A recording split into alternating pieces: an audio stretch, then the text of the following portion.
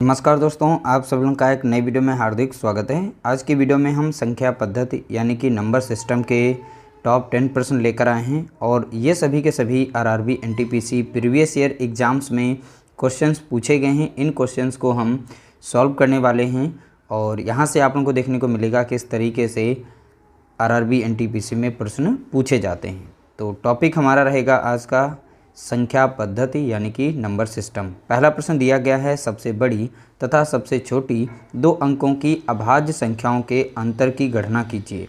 तो यहाँ पर प्रश्न देखेंगे किस लेवल के आरआरबी एनटीपीसी में पूछे जाते हैं। तो पहला प्रश्न आप बहुत ही अच्छे से पढ़ेंगे, फिर इसका आंसर बताने का प्रयास करेंगे। तो सबसे बड़ी और सबसे छोटी दो अंकों की अभाज्य संख्या, तो सबसे छोटी जो अभाज्य संख्या है तो वो सबसे पहले देखेंगे। तो सबसे छोटी दो अंकों की अभाज्य संख्या कौन सी हो जाएगी? 11 हो जाएगी। देखिए, अभाज्य संख्या उन्हें कहते हैं ऐसी संख्याएं जिनके दो ही गुणनखंड हों। जैसे 11 है तो 11 के कितने गुणनखंड होंगे? दो होंगे। एक तो 1 से कटती है, दूसरा एक स्वयं से कटती है, 11 से कट जाती है। इसलिए यहाँ पर इसके 11 के कितने गुणनखंड होंगे? 2। तो ये हमारी अभाज्य संख्या होगी। यहाँ पर दो अंकों की सबसे छोटी है। इसके बाद दो अंकों की सबसे बड़ी अभाज्य संख्या, तो सबसे बड़ी जो है अभाज्य संख्या बतानी है। देखिए, 100 से नीचे बताना है। 100 तो हमारी 3 अंकों की संख्या होती है, तो यहाँ पर उससे छोटी आती है 97। कितनी आ जाएगी? 97। तो 97 के भी दो होते हैं गुणनखंड, एक तो 1 से कटती है, दूसरा वो 97 से कटती है। ठीक है, तो इस तरीके से दो अंकों की सबसे बड़ी यहाँ पर अभाज्य संख्या होगी 97। इन दोनों का बोला गया था अंतर की गणना, यानी अंतर तो बड़े से हमें छोटे को माइनस कर देना है। ठीक है, तो यहाँ से देखेंगे 7 से 1 जाएगा 6 बचेगा और 9 से 1 जाएगा 8 बचेगा। तो अंतर कितना निकल के आ गया? तो आपने देखा यहाँ पर 86 आ गया। तो ऑप्शन यहाँ पर डी हमारा राइट आंसर हो जाएगा। अगला प्रश्न दिया गया, 1 से 100 तक की यहाँ पर गिनती में 5 अंक कितनी बार आता है? तो यहाँ पर पूछा गया था कि 1 से 100 तक की जो गिनती होती हैं उसमें 5 अंक कितनी बार आता है, उसकी संख्या बतानी है। तो देखिए, जब भी हम 1 से 100 तक की गिनती गिनेंगे तो पहली बात हम इसका आंसर बता देंगे। डायरेक्टली आप इसका आंसर जो है 20 लगा सकते हैं। तो 5 जो है 1 से 100 के बीच में 5 जो अंक है वो 20 बार आता है। तो वो किन किन संख्याओं में आता है, उन संख्याओं को हम यहाँ पर एक बार लिख के दिखा देते हैं। देखिए, 5 में यानी 1 से 10 के बीच में 5 एक बार आता है, और फिर 11 से 20 में जाएंगे तो यहाँ 15 में एक बार आता है। इसी तरीके से 25 में एक बार आता है, 35 में एक बार 5 आता है और 45 में एक बार 5 आता है। यहाँ तक देख सकते आ सकते हैं। फिर 50 इसके बाद होगी, 50 में एक बार आया है। 50 के बाद पूरी 51 से लेकर 59 तक पूरी संख्या में 5 5 एक बार आता है। लेकिन 55 एक ऐसी संख्या जिसमें 2 बार 5 आता है। तो यहाँ देखेंगे 51, 52, 53 और 54 हो जाएगा, 55, 56, 57, 58, 59, 60 नहीं होता है, ध्यान रखिएगा। तो 55 हमारा हो चुका है। अगली संख्या हमारी आती है 65, 75, 85 और 95। अब इनकी संख्या काउंट करेंगे तो आपको यहाँ पर टोटल 20 संख्या मिलेगी। कैसे? 1 12 1 2 3 4 5 6 7 8 9 10 11 और 12। 55 में 2 बार गिना, 12 हो गया, 13 14 15 16 17 हो गया, 18 19 20।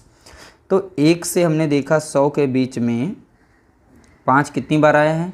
तो आप बताएंगे 20 बार आया है। तो अगली बार प्रश्न पूछा जा सकता है 1 से 50 के बीच में 5 कितनी बार आया है? तो आप यहाँ से काउंट करके पता कर सकते हैं। तो देखेंगे 1 2 3 4 5 5। ठीक है, 1 से 50 के बीच में पूछा गया है। ठीक है, तो यहाँ पर कितनी बार आया है? 5 बार। अगर इसको भी शामिल करें तो 6 बार हो जाएगा।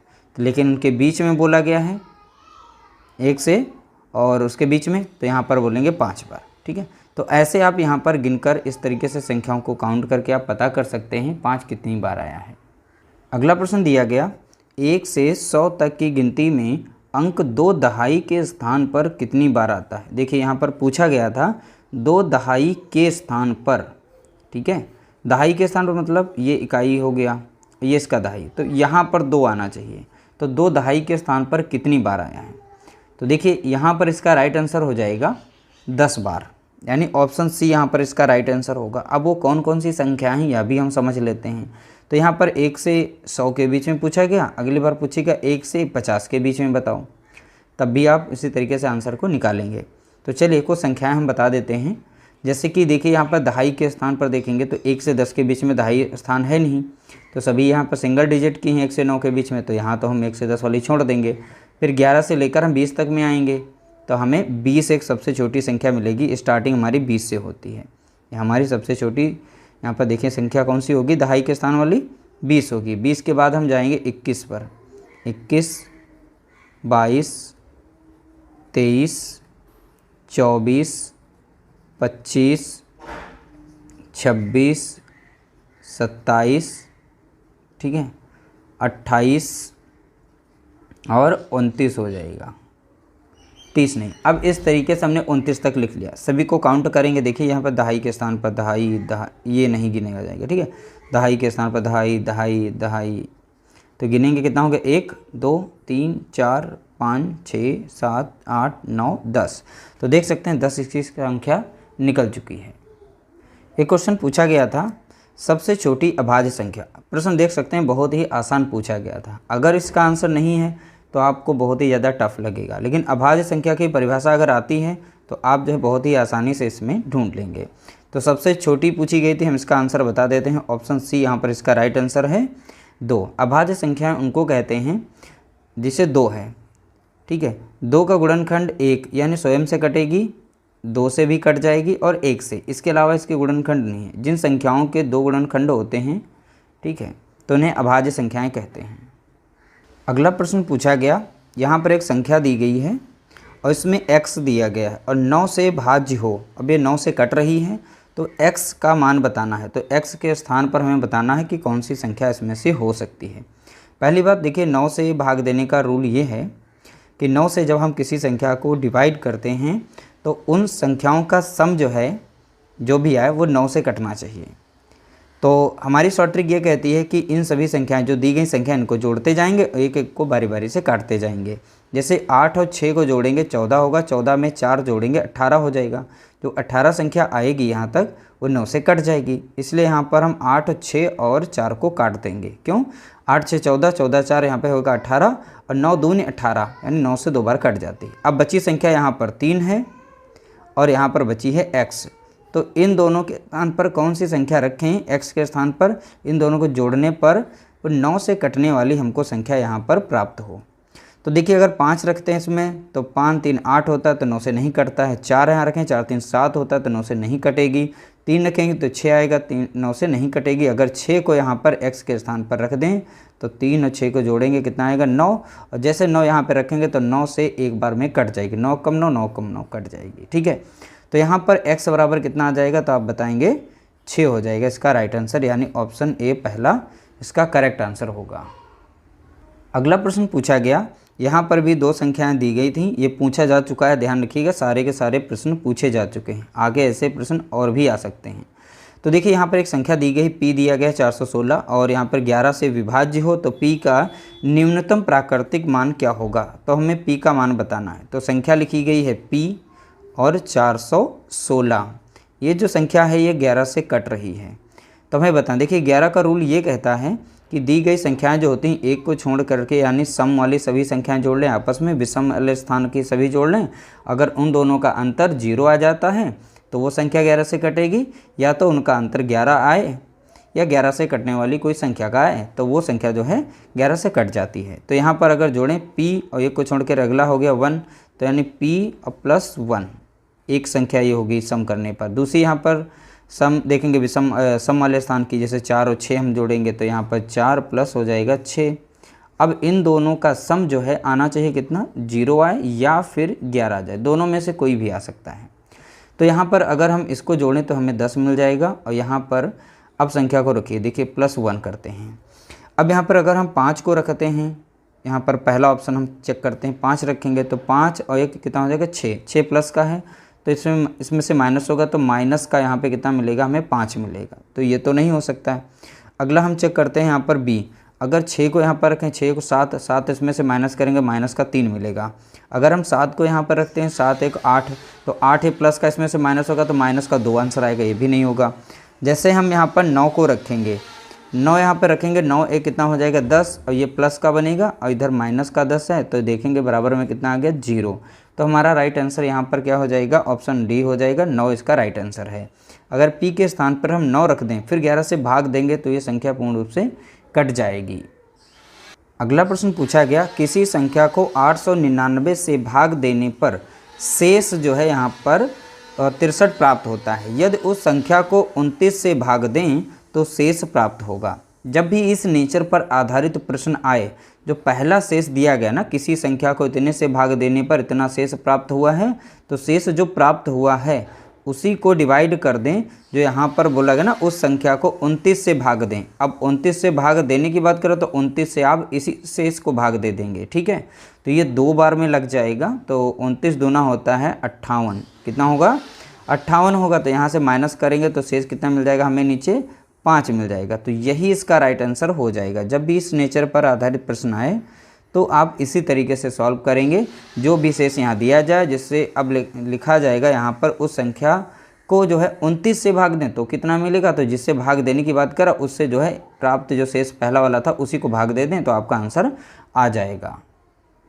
अगला प्रश्न पूछा गया था, 1265 में क्या घटाया जाए कि प्राप्त संख्या 29 से पूर्णतः विभाजित हो जाए। बोला गया इसमें 1265 में से क्या घटा दिया जाए फिर वो संख्या जो है 29 से पूर्ण रूप से कट जाए। तो देखिए जब भी इस तरीके से आएगा तो आप 29 से डायरेक्ट इसे भाग ही दे देंगे। जब 29 से इसको भाग देंगे 1265 को, तो ये संख्या जो है 4 बार लगेगी। कितनी बार लगेगी, 4 बार। 4 नाम 36 का 6 हो जाएगा, बचेगा 3, 4 दूनी 8, 3 11 हो जाएगा। 6 से 6 जाएगा 0, 2 से 1 जाएगा बचेगा 1, यहाँ बचेगी संख्या कितनी 5। अब ये संख्या जो है यहाँ पर 29 से जब भाग देंगे तो 3 बार लग जाएगी। कितनी बार, 3 बार। 3 9 27 के 7 हो जाएगा 2, 3 दूना 6, 2 हो जाएगा 8। अब इसको यहाँ से माइनस करेंगे तो 15 से 7 जाएगा बचेगा 8, और यहाँ बचेगा 9 से 1 जाएगा बचेगा 18। तो यानी कि यहाँ पर जो शेष हमारा 18 बचा है, अगर यही शेष जो है इसमें से माइनस कर दिया जाए, यानी 1265 से अगर हम 18 माइनस कर दें, जो भी हमारी संख्या यहाँ पर प्राप्त होगी वो पूर्ण रूप से जो है 29 से भाग लग जाएगा उसमें, ठीक है। तो यही बताया गया था। तो इस तरीके से आप यहाँ पे संख्या को प्राप्त कर सकते हैं। आपका आंसर जो है यहाँ पर करेक्ट है ऑप्शन सी यानी 18। अगला प्रश्न पूछा गया, दिए गए गुणनखंड। अब देखो यहाँ पर 2 गुणनखंड दिए गए हैं इस फॉर्म में इकाई का अंक ज्ञात करें। अब इसमें इकाई का अंक निकालने को पूछा गया है, ठीक है।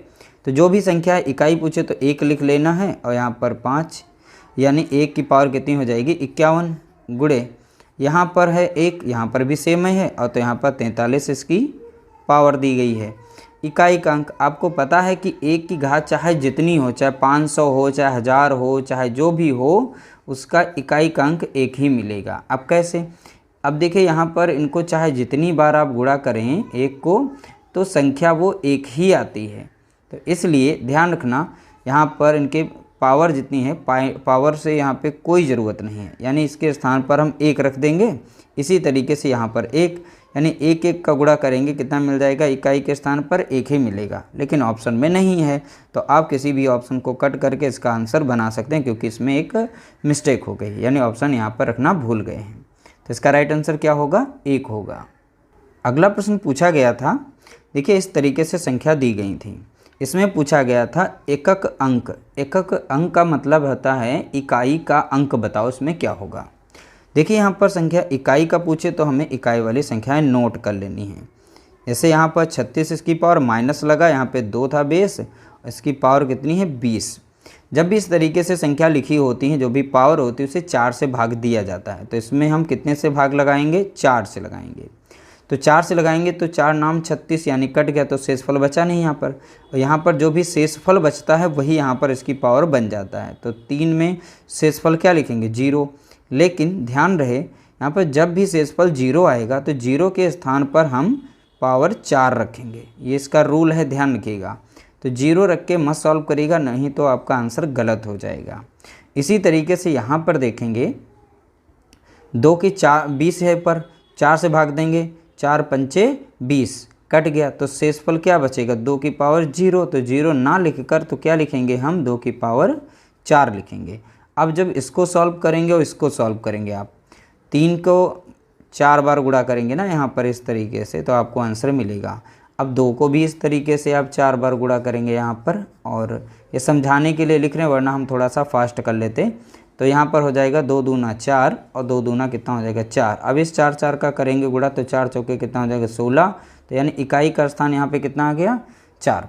यहाँ पर देखेंगे 3 3 9 हो जाएगा, 3 3 9 हो जाएगा, 9 9 कितना हो जाएगा 81। यहाँ से ले लेंगे 1, ठीक है। तो इस तरीके से हमने ले लिया। अब यहाँ पर देखेंगे 1 ऊपर है, माइनस था ना, 1 से हम माइनस करेंगे 6 को। तो यहाँ पर इस संख्या को देखें तो क्या दिख रहा है, यहाँ पे 81 दिख रहा है और नीचे 16 दिख रहा है। तो यहाँ से हासिल लेंगे ना तो 11 होगा, 11 से जाएगा 6, तो बचेगा कितना 5। यानी पहले वाली संख्या यहाँ पर अगर नॉर्मल देखें, इस इधर से हमने इकाई का स्थान लिया, यहाँ से भी इकाई का लिया। ऊपर की जब छोटी होती तो इसके बगल में कोई ना कोई संख्याएँ होती हैं जिससे हम हासिल ले रहे होते हैं, इसलिए ऊपर वाले में हासिल लगा के फिर इसको नीचे से माइनस करेंगे तो आपका आंसर यहाँ पे 5 दिख जाएगा। तो 11 हो जाएगा, 11 से 6 जाएगा, बचेगा 5। जैसे कि यहाँ पे संख्या को हमने पूर्ण रूप से संख्या को लिख के ही दिखा दिया था इस तरीके से, ठीक है। तो यहाँ पर कंडीशन को ध्यान रखिएगा, इस कंडीशन में आंसर इसी तरीके से आपका निकलेगा। जब भी ऊपर की संख्या यानी प्लस वाली छोटी हो जाए, माइनस की बड़ी हो जाए, तो ऊपर एक हासिल लेके फिर माइनस करके आप आंसर निकाल सकते हैं। उम्मीद करते हैं आप लोगों को हमारी वीडियो आज की पसंद आई होगी। पसंद आई तो लाइक करिएगा, शेयर करिएगा। इसका नेक्स्ट पार्ट बहुत ही जल्दी आप लोगों को देखने को मिल जाएगा।